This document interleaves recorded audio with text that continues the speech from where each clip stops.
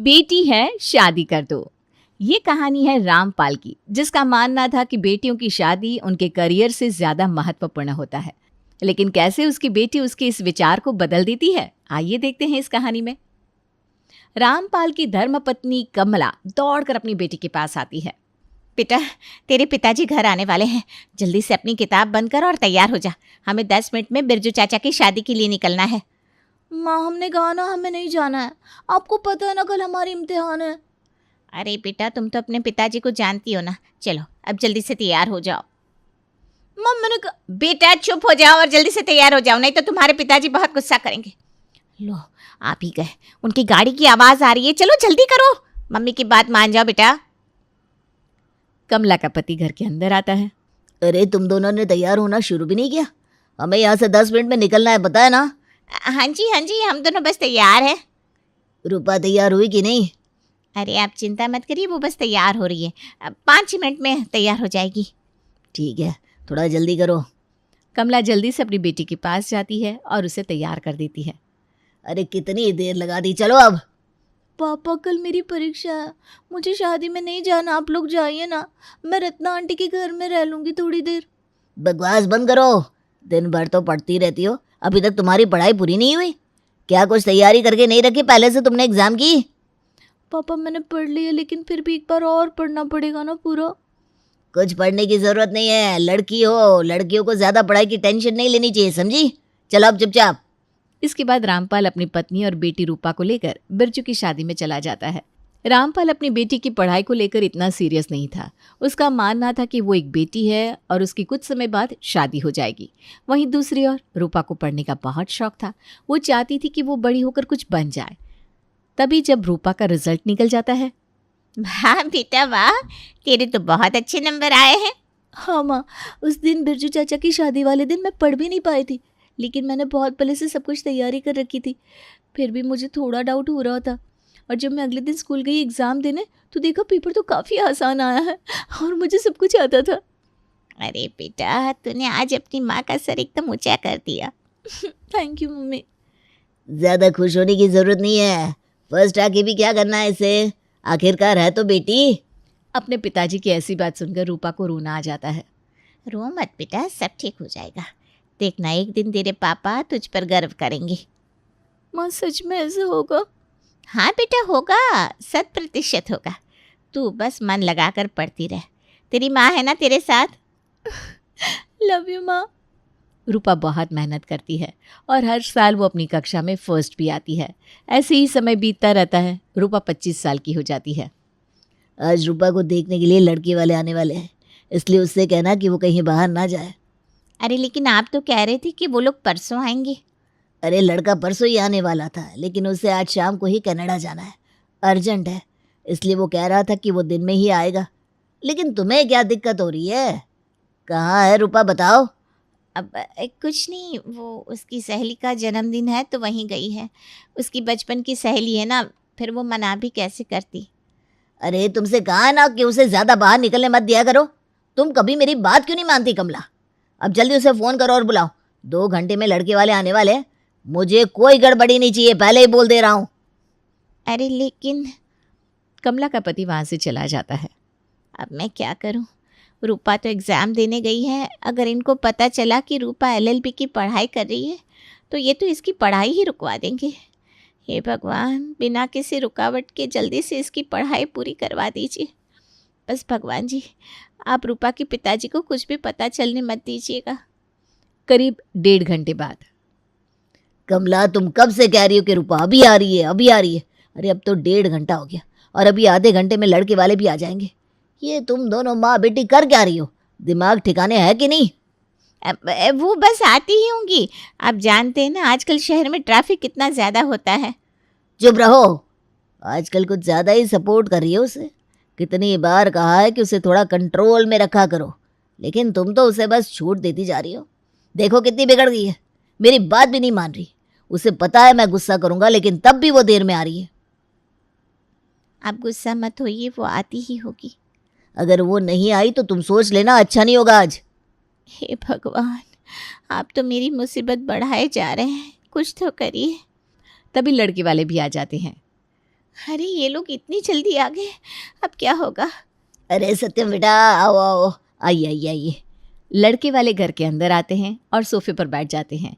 तभी करीब 15 मिनट बाद रूपा भी एग्जाम देकर घर आ जाती है। घर आते ही वो चुपचाप पीछे वाले रास्ते से अपने कमरे में चली जाती है। हे भगवान, आपका लाख लाख शुक्र है, रूपा सही समय पर आ गई, वरना आज न जाने क्या हो जाता। कुछ तो करना पड़ेगा, पापा ऐसे नहीं मानने वाले। दूसरी ओर, अच्छा बातें बातें तो होती रहेंगी, जल्दी से लड़की को बुलाइए आप। हाँ हाँ क्यों नहीं। कमला, रूपा बेटी को लेकर आओ। जी। कमला अपनी बेटी को लाती है। लड़की तो बहुत सुंदर है। धनमाया जी, हमारी बेटी बहुत मेहनती है, घर का सारा काम करती है, कढ़ाई बुनाई सिलाई में तो 1 नंबर है। अच्छा, ये तो बहुत अच्छी बात है। हाँ धनमाया जी, आपको जैसी बहू चाहिए थी ना, बिल्कुल वैसी है मेरी बेटी। आपका और आपके घर वालों का बहुत अच्छा ध्यान रखेगी। धनमाया को एक ऐसी घरेलू बहू चाहिए थी जो घर का काम करे और घर के सभी लोगों का ध्यान रखे। इसीलिए रामपाल अपनी बेटी की इतनी तारीफ कर रहा था। अच्छा रामपाल जी, मैं क्या कहती हूँ, अब लड़का और लड़की 10-15 मिनट बात कर ले हैं? हाँ जी क्यों नहीं। रामपाल अपनी बेटी की तरफ देखता है और उसे इशारों में समझाने की कोशिश करता है कि वो सत्यम के साथ अच्छे से पेश आए। अच्छा, आपने कहाँ तक पढ़ाई की है? जी, मैं बस इंटर तक पढ़ी हूँ। अच्छा, कोई बात नहीं। ये बताइए, ये शादी आपकी मर्जी से तो हो रही है ना? नहीं। क्या? जी, अगर आप चाहते हैं कि मैं सच बोलूँ तो मैं सच ही बोलूँगी। ऑब्वियसली मैं चाहूँगा कि तुम सच बोलो। वो बात यह है कि मुझे अभी शादी नहीं करनी है, क्योंकि मुझे अभी पढ़ाई करनी है और मुझे पता है कि आप सबको एक ऐसी लड़की चाहिए जो घर का सारा काम संभालती हो। मैं आपसे सच कहूँ तो मुझे घर का कोई भी काम नहीं आता और मैं आपके लिए बिल्कुल परफेक्ट नहीं हूँ। और प्लीज़ मेरे पिताजी को ये सब बताइएगा मत, वरना वो मुझे बहुत डांटेंगे। तुम परेशान मत हो, मैं तुम्हारे पिताजी को कुछ नहीं बताऊंगा। मुझे इस बात की खुशी हुई कि तुमने कम से कम सच तो बोला, क्योंकि शादी ब्याह जैसी चीज़ों में सच बोलना ज़रूरी होता है। Thank you so much. चलो, रूपा के लिए एक चीज़ तो अच्छी हुई कि वो लड़का काफ़ी अंडरस्टैंडिंग था, उसकी बात मान भी गया। थोड़ी देर बाद सत्यम अपनी माँ के साथ वहाँ से चला जाता है। अरे उन लोगों को घर पहुंचे हुए 1 घंटा तो हो ही गया होगा, वो लोग मेरा कॉल क्यों नहीं उठा रहे? अजी आप चिंता मत करिए, जो भी बात होगी बता देंगे ना आपको। बार बार उन्हें कॉल मत करिए, वरना सोचेंगे कि हम लोगों को ज़्यादा गरज पड़ी है। कमला, ऐसा भी तो हो सकता है कि नहीं, तुम ये बात तो सही कहती हो, मुझे बार बार उन्हें कॉल नहीं करना चाहिए। और नहीं तो क्या, रिश्ता करना होगा तो कॉल करेंगे, नहीं करना होगा तो नहीं करेंगे। आप चिंता क्यों करते हैं? चलो, जैसा मैंने सोचा था वैसा ही हुआ। इस तरह रूपा अपनी शादी कैंसिल करवा देती है। माँ, कॉलेज के असाइनमेंट वगैरह बनाने के लिए 1500 रुपये की ज़रूरत है और कोचिंग की भी फ़ीस देनी है, कहाँ से आएंगे इतने पैसे? रुक बेटा, मेरी ये अंगूठी है, इसे बेच देते हैं, इसमें तेरा 2-3 महीने का आने जाने का किराया भी हो जाएगा। कुछ महीने बाद, कमला, वो जो गोल्डन चेन तुम अपने गले में पहनती थी, 5-6 दिनों से गले में दिख नहीं रही, कहाँ है वो? अरे वो तो मैंने सुनार को दी है, उसमें चमक करवाने के लिए। अच्छा, कब दिया? वही 4-5 दिन पहले। तो 5 दिन तो हो गए, अभी तक तुम चेन लेकर आई नहीं दुकान से? अरे वो काम ही इतना पड़ गया था कि जाना ही भूल गई। आप चिंता मत करिए, दुकान में सेफ है, बहुत बड़ी दुकान है वो लोग ऐसा वैसा कुछ नहीं करेंगे। हाँ ठीक है, लेकिन उसे पहना करो, गले में अच्छी लगती है। जी ठीक है, कल जाकर ले आऊँगी। अच्छा, मैं ना ज़रा बाहर जा रहा हूँ, थोड़ी देर में आता हूँ। अब मैं इनको कैसे बताऊँ कि मैंने वो सोने की चेन तो रूपा की कॉलेज फीस भरने के लिए बेच दी है। हे भगवान, आज तो बहाना मार दिया, लेकिन अब मैं इनसे कल क्या बोलूँगी? अगले दिन रामपाल फिर से अपनी पत्नी से उसी सोने की चेन के बारे में पूछता है। मुझे तो पहले ही शक हो रहा था कि तुमने वो चेन सुनार को नहीं दी है। अब बताओ वो चेन कहाँ है? मुझे पता है कुछ तो ऐसी बात है जो तुम मुझसे छुपा रही हो। नहीं जी, ऐसी कोई बात नहीं है जो मैंने आपसे छुपाई हो। मुझे सब पता चल चुका है। क्या? मुझे पता चल चुका है कि तुम्हारी बेटी LLB की पढ़ाई कर रही है और उसका 2nd ईयर शुरू हो गया है। हाँ, आपको पता चला कैसे? धीरज को जानती हो? वही धीरज जो एक बार हमारे घर आया था अपनी पत्नी के साथ। उसने हमारी रूपा को ब्लैक कोट में देख लिया था। उसने तुरंत मुझे फ़ोन किया और मुझे सब बता दिया। हाँ तो क्या हो गया? हमारी बेटी पढ़ लिख लेगी, अपना भविष्य बना लेगी, तो इसमें बुराई क्या है बताइए? ज़माना कहाँ से कहाँ पहुँच चुका है और अभी तक आपकी सोच वही की वही है। कमला, कितनी बार कहा है कि हमारे घर में बेटा नहीं बेटी पैदा हुई है। अरे बेटी बड़ी होती है, उसकी शादी कर दी जाती है। मुझे यहाँ उसकी शादी की टेंशन हो रही है और तुम बस उसकी पढ़ाई की चिंता कर रही हो। अरे हमारी बेटी इस साल 26 की हो जाएगी, कुछ ध्यान है कि नहीं? कहीं 30 पार कर गई तो लड़का मिलना मुश्किल हो जाएगा। आप उसके रिश्ते की चिंता मत कीजिए, हमारी बेटी इतनी काबिल बनेगी कि उसे किसी की ज़रूरत ही नहीं पड़ेगी। अरे अगर कोई अच्छा लड़का होगा तो उसे मिल ही जाएगा। ये सब तुम रूपा की बोली बोल रही हो, उसी ने तुम्हें पट्टी पढ़ाई है। देखिए, अब हमारी बच्ची बड़ी हो गई है, समझदार हो गई है, उसके भी कुछ फैसले हैं, कुछ ख्वाहिशें हैं, उसे पूरा करने दीजिए ना। मुझे अपनी बच्ची पर पूरा भरोसा है, वो कभी कुछ गलत नहीं करेगी। हाँ हाँ, बस हमेशा यही बोलती हो, कभी कुछ गलत नहीं करेगी। अरे बात को समझो, बाहर की दुनिया अच्छी नहीं है कमला। इसलिए कहता हूँ अपनी बेटी को घर में रखा करो और उसे सिखाओ कि शादी के बाद उसे अपने ससुराल में कैसे रहना है। अरे उसे घर के काम सिखाने की बजाय तुम उल्टा उसे पढ़ाई करने के लिए प्रोत्साहन दे रही हो। हाँ, दे रही हूँ, और एक माँ का यही फ़र्ज़ होता है। तो सुन लो, मैं इस घर का मुखिया हूँ, इसलिए मैं निर्णय लेता हूँ कि रूपा कल से कॉलेज नहीं जाएगी। तो फिर ठीक है, अगर आप उसे कॉलेज नहीं भेजेंगे तो आप हमसे रिश्ता ही तोड़ दीजिए। रह लेंगे हम कहीं भी अपनी बेटी के साथ। ज़्यादा से ज़्यादा क्या होगा, मर ही जाएंगे ना। कमला, क्या बोल रही हो तुम? जिद छोड़ दो और अपनी बेटी को समझाओ कि नहीं नहीं नहीं, मैं अपनी बेटी को कुछ नहीं समझाऊंगी। इस घर में अगर किसी को समझने की ज़रूरत है तो वो है आप। कमला रामपाल को धमकी देने लगती है, जिसके कारण रामपाल को अपनी पत्नी की बात माननी पड़ती है। अब कमला ऐसे ही अपनी बेटी को अच्छे से पढ़ाती रहती है। माँ, आखिरकार मैंने अपनी पढ़ाई पूरी कर ही ली। हाँ बेटा, मुझे तुझ पर बहुत गर्व है। ये सब तो ठीक है, अगले साल 30 की हो जाओगी। अब तो शादी की तैयारी शुरू करो।